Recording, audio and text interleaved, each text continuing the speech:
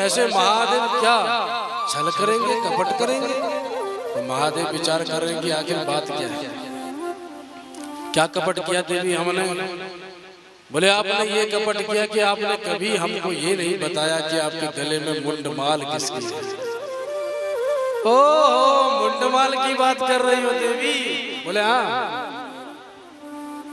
तो देवी आपने कभी पूछा नहीं, तो फिर मैंने भी क्या बताना था? बोले मैं पूछूंगी नहीं तो बताओगे नहीं? अगर पत्नी नहीं पूछती तो बताना तो चाहिए कि हमारे बैंक बैलेंस इतना है पंजाब नेशनल में या स्टेट बैंक में। पति का कर्तव्य है। बोले देवी हम आपने पूछा नहीं, हम बताए नहीं, इसलिए हम क्षमा मांगते हैं। अच्छा चलो स्वामी आप क्षमा मांग रहे हैं तो क्षमा कर देते, पर ये बताओ ये मुंडमाल है किसकी? देवी सच्ची बात बताएं? बोले हाँ ये सब मुंडमाल तुम्हारे ही हैं। बोलो जय श्री कृष्ण। मेरे? बोले हाँ। जब जब तुम जन्म धारण करती हो, मरण को प्राप्त होती हो, जब देहात में तुम्हें लगाई जाती है, तो तब जब मुंड बच जाता है उसी मुंड को मैं अपनी माला में पिरो देता हूँ। ये तो मेरा प्रेम का लक्षण है कि मैं तुम्हारे मुंड से भी इतना प्रेम करता हूँ, तुम मुझे कपटी कह रही हो? तब तुम पार्वती और रूठ गई। तब तो आप कपटी हो ही नहीं, महाकपटी हो। क्यों? बोले तुम तो अमरनाथ बन के घूम रहे हो और ये मरना जीना मेरे पीछे लगा रखा है। अरे जब आप अमरनाथ हो तो हमें भी अमरता प्रदान कराओ। तो देवी अमरता प्राप्त करने के लिए तो अमर कथा सुननी पड़ती है। तो बोले सुनाओ। बोले उसके लिए बड़ा सावधान रहना पड़ता है। चूक है गई तो फिर अमर कथा रह जाएगी, और किसी दुष्ट ने सुन ली तो और समस्या खड़ी हो जाएगी, क्योंकि जो अमर कथा सुनेगा सो अमर हो जाएगा। बोले स्वामी मैं चूक होने नहीं दूंगी, आप बस अमर कथा सुनाओ। हट करने लगी तो भैया राज हट, स्त्री हट और बाल हट, तीन हट प्रसिद्ध हैं। बच्चा जब जिद पकड़ ले तो बड़े बड़े माँ बाप कितने क्रोधी हो, दंड देने वाले हो, पर बच्चे के सामने झुक जाते हैं। बाल हट के सामने जीतना बड़ा कठिन है। ऐसे राज हट होता है। राजा ने अगर हट बांध लिया कि उस देश को अपने अधीन करके ही रहूंगा, तो मरना पड़ जाए, फिर हट नहीं छूटता। ऐसे स्त्री हट है। स्त्री अगर जो हट कर ले फिर वो तो पूर्ण हो ही जाता है। जब जिद पकड़ ली तो महादेव ने कहा अगर सुनना चाहते तो ठीक है, चलो अमरनाथ गुफा, और अमरनाथ में जाकर के तुम्हें कथा सुनाएंगे, पर याद रखो अमर कथा तुम्हारे अलावा कोई और न सुन।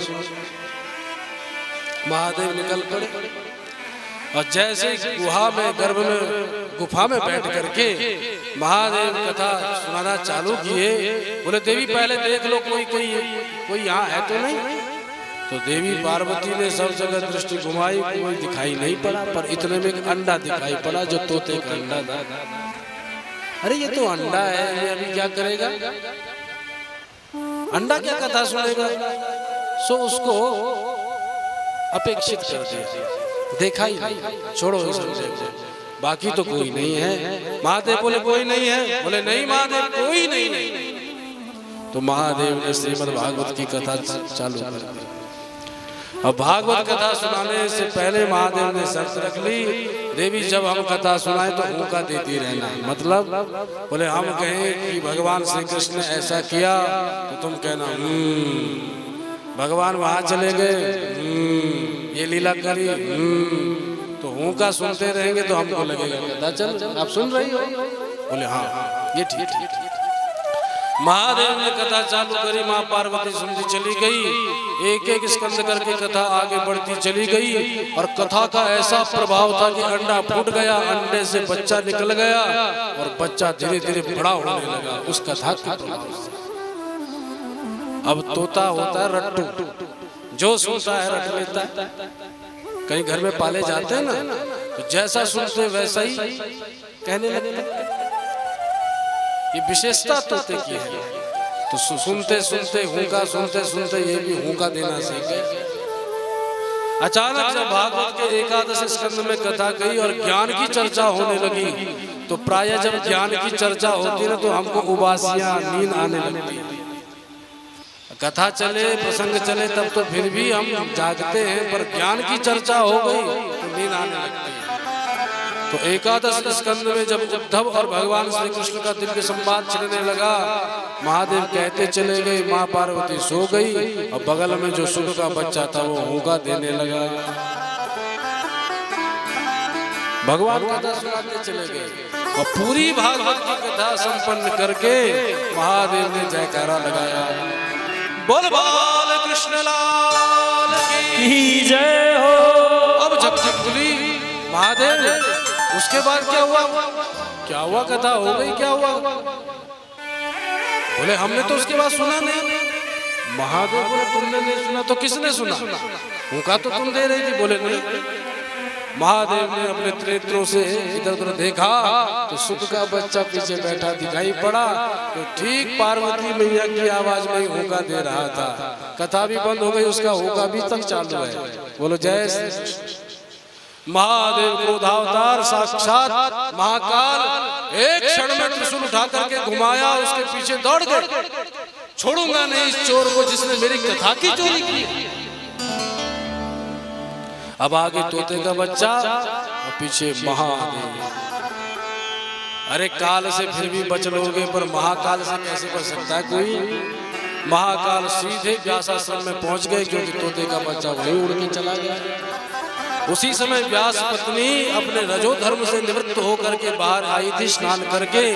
जैसे जमाई के लिए मुंह खोला तो तोते का बच्चा मुखद्वार से उधर में चला गया। बोल सुरदेव भगवान की जय हो। महादेव त्रिशूल लेकर के व्यास पत्नी को ही मारने को तत्पर हो गए। व्यास जी बोले महाराज क्या कर रहे हो? हमारी पत्नी को गाय को मार रहे हो? बोले अभी अभी चोर इनके मुखद्वार से उधर में चला गया, छोड़ूंगा नहीं उसको। महादेव आप क्यों मारना चाहते हो? बोले उसने मेरी अमर कथा चुराई है, उसने अमर कथा का पान किया है। तो ठहाका मार के व्यास जी हंसते हुए बोले वाह मेरे भोलेनाथ, आज सच में पता चल गया पर सबसे भोले हैं। मतलब बोले आप अभी कह रहे हैं कि अमर कथा सुनी है, तो अमर कथा जिसने सुन ली क्या वो मर पाएगा? और जो मर नहीं सकता उसे आप मारने चले हो। अब महादेव तनिक रुक गए, पर महादेव आप हो महाकाल, काल की परिधि से भी आगे आपका सामर्थ्य है। आप समय को परिवर्तित करने में समर्थ हैं। कर्तुम अकर्तुम अन्यथा कर्तुम समर्थ परमेश्वर हैं, कुछ भी कर सकते हैं। और विचार करो महादेव, अगर अमर कथा सुनने वाले सुख को तुमने मार दिया तो फिर अमर कथा की महिमा क्या रहेगी? और अमर कथा की महिमा चली गई तो फिर आप अमरनाथ कैसे रह पाओगे? जब ये कहा तब महादेव जी को होश आया, अरे व्यास जी आप तो सच में बात कही, सही कह रहे हैं। तब महादेव वहां से अंतर्धान हो गए।